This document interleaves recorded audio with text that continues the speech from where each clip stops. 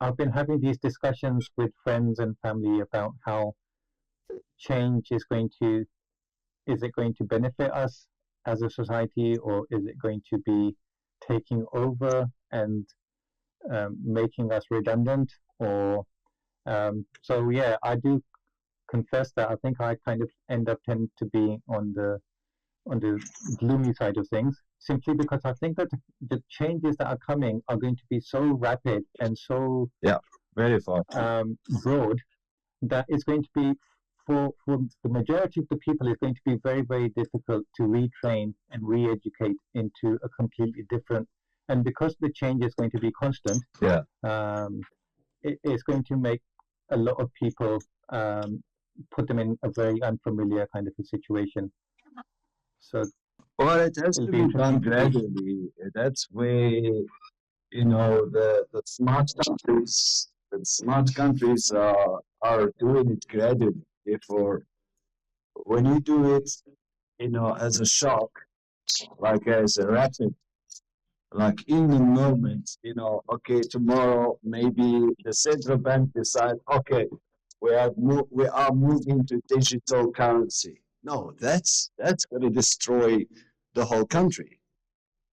It will. That's going That to will be the end destroy of the high whole street country. banking. Yeah. Therefore, strategic. Why I said, the course really that I did, it's called blockchain strategy. And the blockchain strategy program that came, by Oxford, Oxford has offered that, is how you gradually go and implement those changes seamlessly. You don't, people won't have to feel it. It's just a gradual change where it's a drop by drop until we are able to say, okay, we have arrived to what they call the journey, because it becomes a journey, and you explain the journey, and then you break it into stops, because you can't really keep going all the way, because people get tired, confused, and all of that. Therefore, it's strategically Yeah. introducing the technology to the people rather than bombarding them with it, and then they take nothing. And as you said, every day changes. AI changes every day. Whoever brings the best solution comes on top. Then nobody's on top, because it's ever changing, ever developing, ever. But blockchain will be able to assess that and keep the change behind, and inject it to the society gradually. And that's where the blockchain is more important than AI, more important than quantum computing, because quantum computing, if it falls on the wrong hands, is a risk for Hmm. society. Very true. Okay, let's take this opportunity to um, go into talking about Morocco, because one of the things that I don't know if you see it living in Morocco, sometimes when you're in a place, sometimes it, you can take some things for granted, maybe.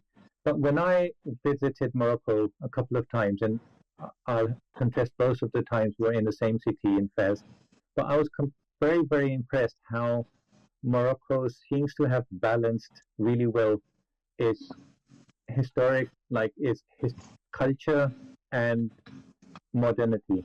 And I think that balance is very difficult to achieve. It puts a lot of strain on a lot of countries and cultures.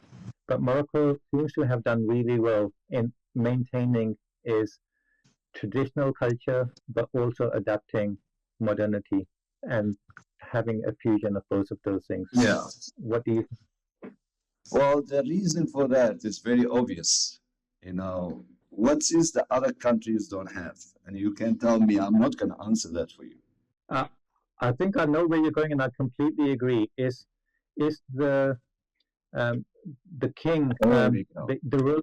Yes. Is the continuity that you have? Is There we go. this whole system where people are governing for 2 years, 3 years, Yes. short-sightedness? Yes. I completely agree. Yes. Because our king, may Allah bless him, has when he I mean, adopts something, he makes sure that he consults with his people, and he makes sure that his people are protected from it.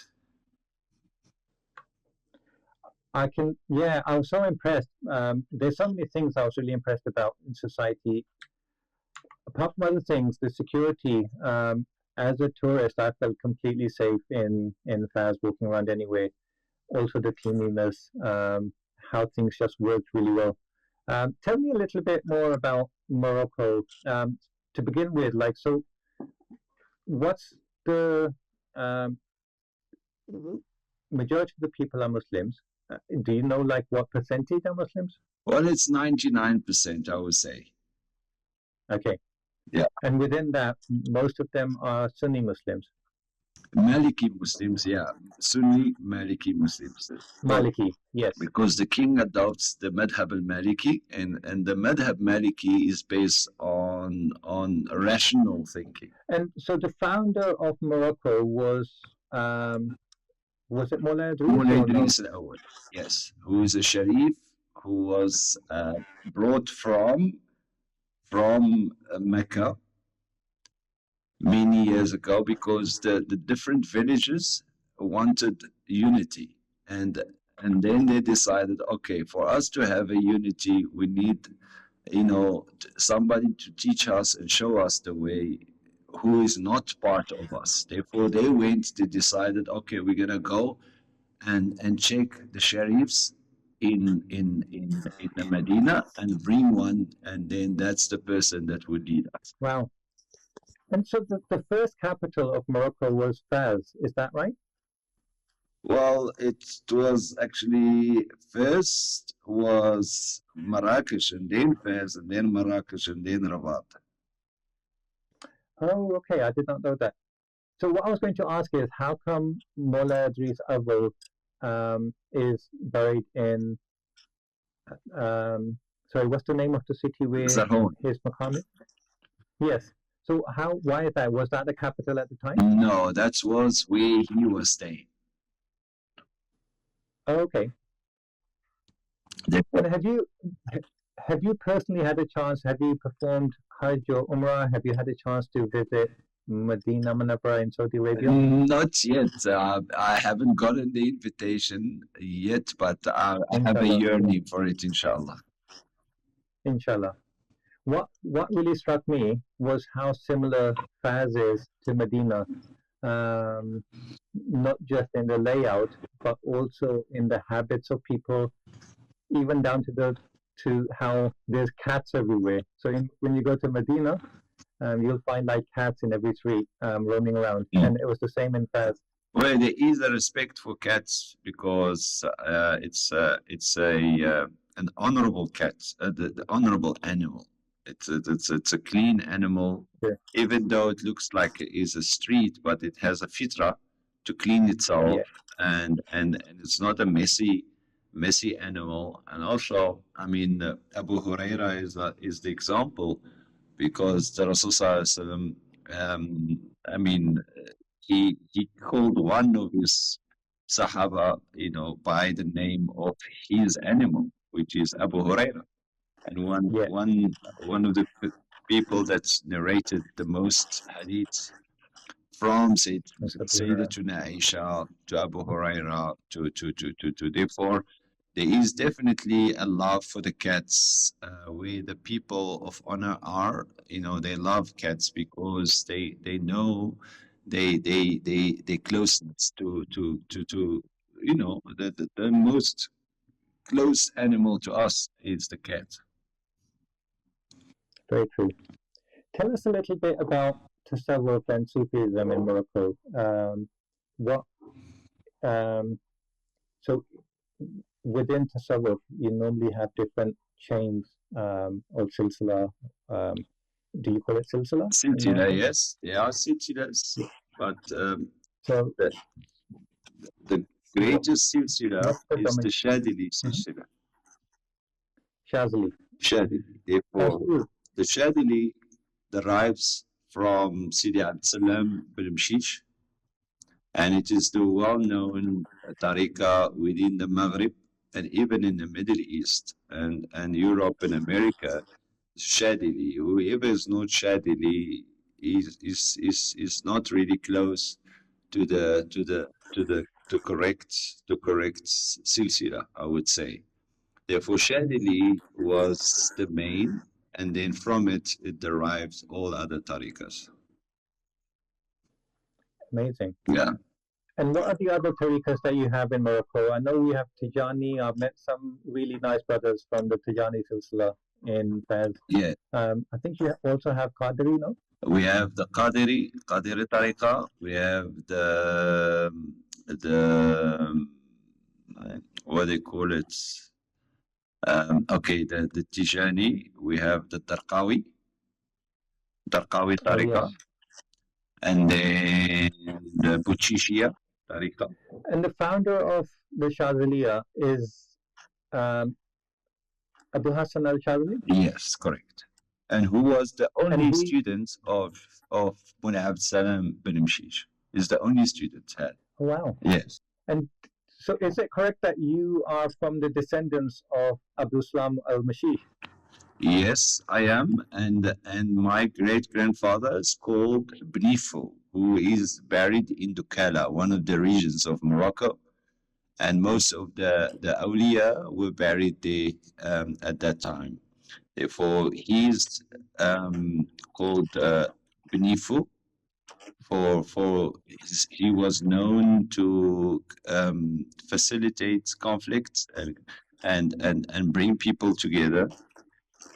And that was his job, and look after the poor. Therefore, facilitating conflict where he bring people into peace, and also feeding the people. Those are two elements that's the people of Tasawwuf work on.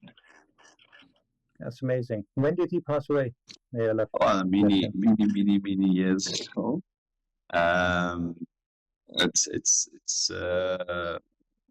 We're talking about the 600, 1600 to 1600. Wow. I had the honor to visit the maqam of Sidi Abdul Salam Mashish. It was an amazing day. I'll probably never forget it. And yeah, inshallah, I intend to visit again soon. Yeah, well, there is, as I told you, we are in the process of creating a packages, and we have done last week a package for 7 saints in Marrakesh, the 7 awliya that has made Marrakesh what Marrakesh is known by. One of them is Qadi Iyad, the other one is Jazuli, and also the Taba, who was a physician, and Mulay Yusuf bin Ali, and all of those people that made an impact within the society, and they're still known, until today with what they have established, and whatever they have established is still going. I mean, they're still feeding the poor in their names. They're still looking, for the books. And I mean, the Shazuli with his Dala'il Khairat, and Qadi Iyad with his Shifa, the book of Shifa, they are books that should be studied and reflected on.